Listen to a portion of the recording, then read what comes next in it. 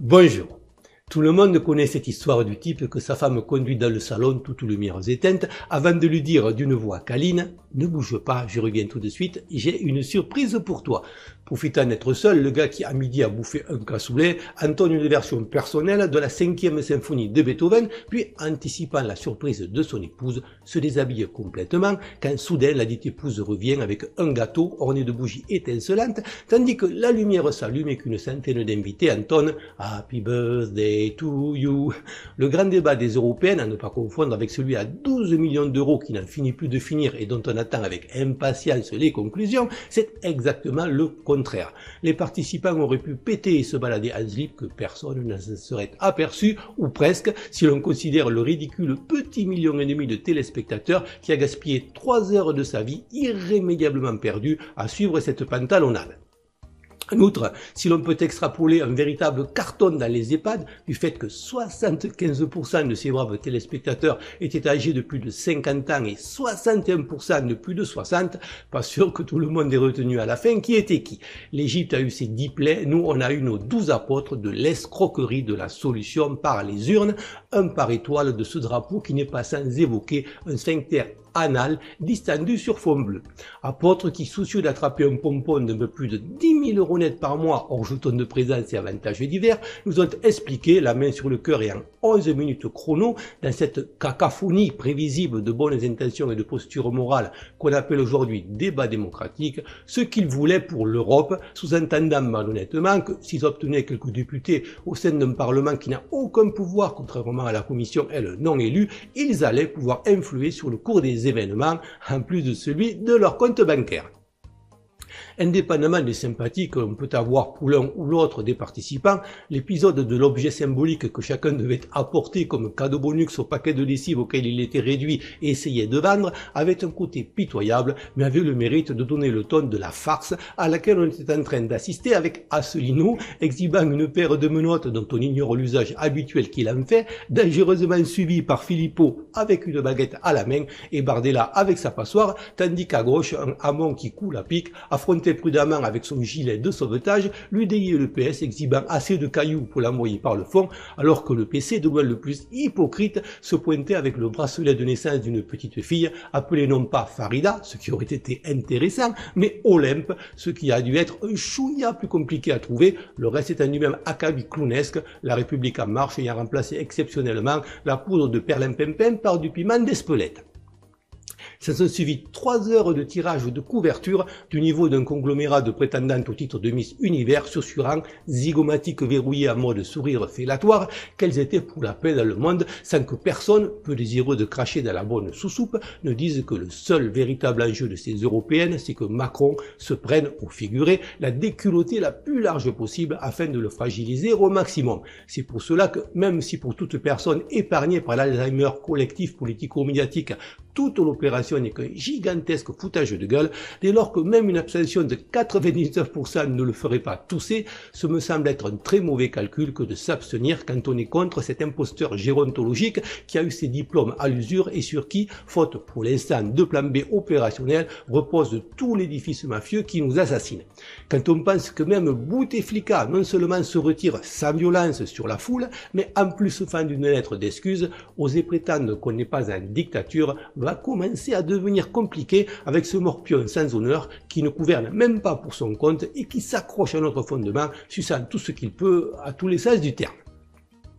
Dans l'intervalle, histoire de nourrir la machine médiatique dont la tâche est d'occuper stérilement notre temps de cerveau disponible pour qu'on ne pense pas à ce genre de choses, grâce à un énième remaniement, nous avons été gratifiés d'une nouvelle porte-mensonge du gouvernement au nom imprononçable et qui, espérons-le, parle couramment le Macron. La première fois, j'avais entendu une diarrhée et je me suis dit, tiens, ça va neutraliser Chiappa. Finalement, c'est une diarrhée, miracle de l'intégration à la française, qui, battant Manuel Valls, se retrouve secrétaire d'État 2 ans après avoir été naturalisé. À ce rythme, peut-être que notre prochain président n'a pas encore réussi à traverser la Méditerranée, donc un peu plus de respect envers les migrants qui arrivent, s'il vous plaît. Même si, avec une mère qui fut présidente du Conseil constitutionnel du Sénégal et un père ancien député et conseiller d'un président sénégalais, peu probable qu'elle soit venue en zodiaque. On me dira certes, mais si elle est à ce poste, c'est qu'elle n'est pas si bête. Mais si justement elle est si bête Diaye, c'est son nom, le destin s'obstinant à nous envoyer des signes qu'on ne veut pas voir.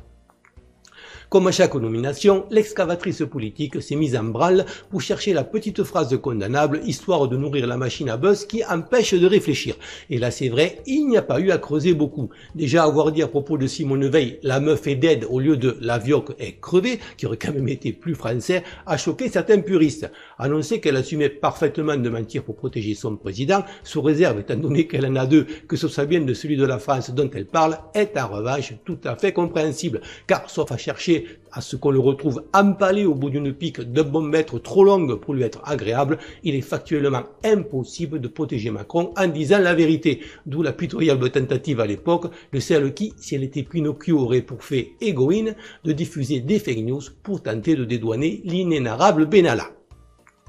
Au numérique, ils ont mis un gars qui s'appelle O, comme l'histoire éponyme, pas forcément le meilleur choix, sachant que le dit O aura vite des bas si l'on pense à tous les sites et logiciels qui refusent les noms de moins de 3 lettres, considérés comme des erreurs de saisie. Et enfin, pour clôturer cette liste de personnages que l'histoire retiendra autant que la marque du papier toilette préféré du coiffeur de Benito Mussolini, au tarif pourtant plus raisonnable que celui de François Hollande, on peut rajouter un clone d'Amélie Poulain, style Cato Tradi, le Cato étant pour cathodique, Amélie de Montchalin. Franchement, on se fout des remaniements au gouvernement comme Castaner de sa première énucléation de gilets jaunes. Fidèle à l'adage, ce sont toujours les meilleurs qui s'en vont et compte tenu du fait qu'une caste de parasites médiocres a détourné à son profit exclusif les grandes écoles supposées fournir un réservoir de gens brillants mais qui n'accueillent plus que des fils d'eux, on est sûr qu'on va nous trouver toujours pire. C'est un peu l'équivalent de la loi de Moore chère aux informaticiens, la connerie des ministres double à chaque remaniement, ce qui là aussi, comme la puissance des microprocesseurs,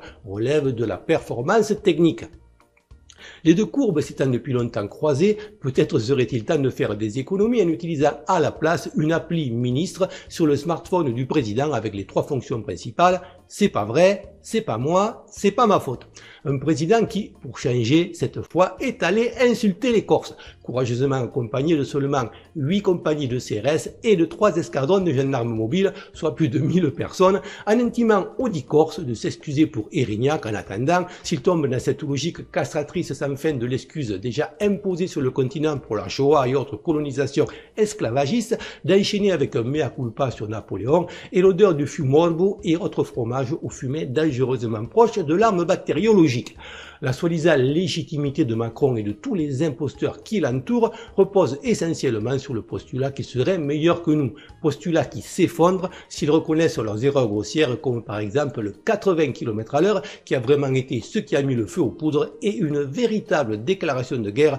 à cette France périphérique traitée comme du bétail dans un abattoir à l'Al-Kacher. Non seulement ils ne sont pas revenus en arrière, mais leur réaction au fait que 75% des radars se retrouvent hors service, c'est de doubler la mise en les remplaçant par des radars tourelles coûtant 200 fois le SMIC par unité, perchés à 4 mètres de hauteur pour éviter les sacs poubelles, mais qui risquent d'attirer la foudre et d'assommer les mouettes distraites et qui, non seulement relèvent la vitesse sur plusieurs voies simultanément et dans les deux sens, mais également le fait de mordre la ligne blanche, le non-respect des distances de sécurité, le non-port de la ceinture, le fait de téléphoner, de manger un sandwich, de passer à l'orage et probablement tout ce qui fait qu'on n'a pas les deux mains positionnées à 10h10 sur le volant comme se gratter les fesses, se curer le nez ou tripoter une passagère consentante.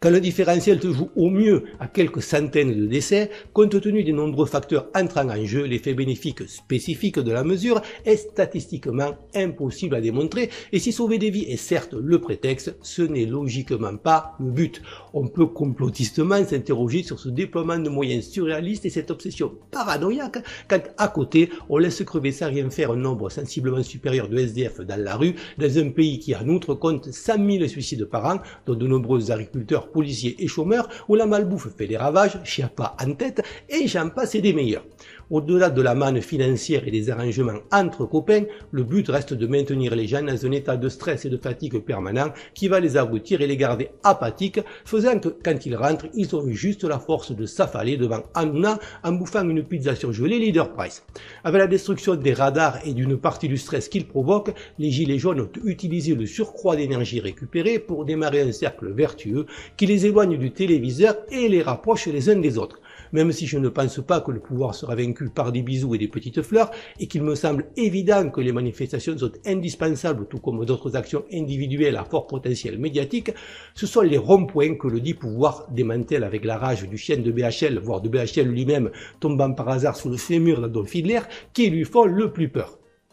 Ils lui font peur par leur capacité à créer du lien social qui installe le mouvement dans la durée, par leur capacité à élever le niveau de réflexion en voyant aux orties des décennies de conditionnement, leur capacité à faire prendre conscience de la force du nombre et des complémentarités, leur capacité à faire douter par l'exemple, le courage et l'abnégation ceux qui sont encore victimes de la simplification méchant-gentil vendue par le gouvernement, et surtout par leur vocation à servir de point d'entrée soft qui se durcira fatalement faute d'alternative dans la résistance à l'ordre délétère établi, résistance sans retour du fait de l'impossibilité de remettre le dentifrice dans le tube une fois sorti. Macron a raison, il faut penser printemps et avec le retour des beaux jours, réinvestir massivement les ronds-points ou leur trouver une alternative.